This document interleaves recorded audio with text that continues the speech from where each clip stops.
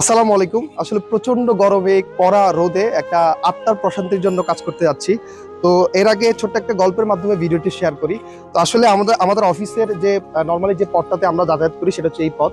তো এই পথে আসলে লাস্ট কয়েকদিন আমি দেখি কি যতটুকু ছায়া থাকে না, আমাদের রিক্সাওয়ালা মামারা যারা আছেন তারা আসলে এই এতটুকু ছায়ার মধ্যে আসলে ওনারা রিক্সা রেখে অনেক সময় রেস্ট করেন বা ভাল লাগে না, খুবই জীর্ণশীর্ণ থাকে।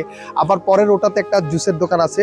তো ওইটার আরেক পাশে যেটা আমি দেখলাম যে অন্য পাশে একটা মামা অনেকক্ষণ ধরে আসলে জুস বারের দিকে দোকানটার দিকে তাকিয়ে আছে, বাট উনি কিন্তু আসলে কোনো জুস কিনে নাই। পরবর্তীতে দেখলাম যে উনি জাস্ট পাশের দোকানে ফিল্টার থেকে এক গ্লাস পানি খেলো আর কি। তো এই ব্যাপারটা হচ্ছে যে এই গরমের আসলে যে দুর্যোগটা, যে অবস্থাটা, তো সেই জায়গা থেকে আসলে এই জিনিসগুলো আসলে অনেক বেশি টানে এবং আমরা প্রবীল টিম সবসময় চেষ্টা করি যে প্রত্যক্ষ বা পরোক্ষভাবে আসলে থাকার জন্য। তো আজকে সেম একটি আমরা একটু উদ্যোগ নিয়েছি। তো বাকিটা দেখতে পুরো ভিডিওটির সাথে থাকবেন আপনারা।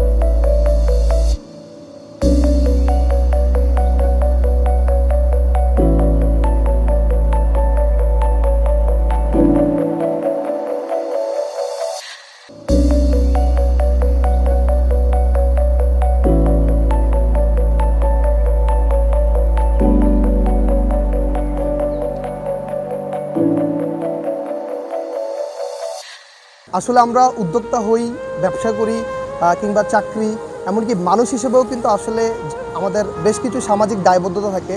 আমাদের দেশে যখন আসলে প্রাকৃতিক দুর্যোগগুলো হয়, আসলে সবাই মিলে সম্মিলিতভাবে যদি আসলে আমরা মোকাবেলা করি, সেক্ষেত্রে অনেক অংশে আসলে অনেকের উপকার হবে।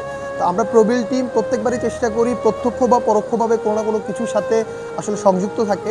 তারই একটি ধারাবাহিক প্রয়াস আজকের যে কাজগুলো আমরা করলাম। তো অবশ্যই যদি আমাদের ভিডিওটি ভালো লেগে থাকে, অবশ্যই শেয়ার করে অন্যকে উৎসাহিত করবেন এবং অবশ্যই আমাদের পাশে থাকবেন। ধন্যবাদ।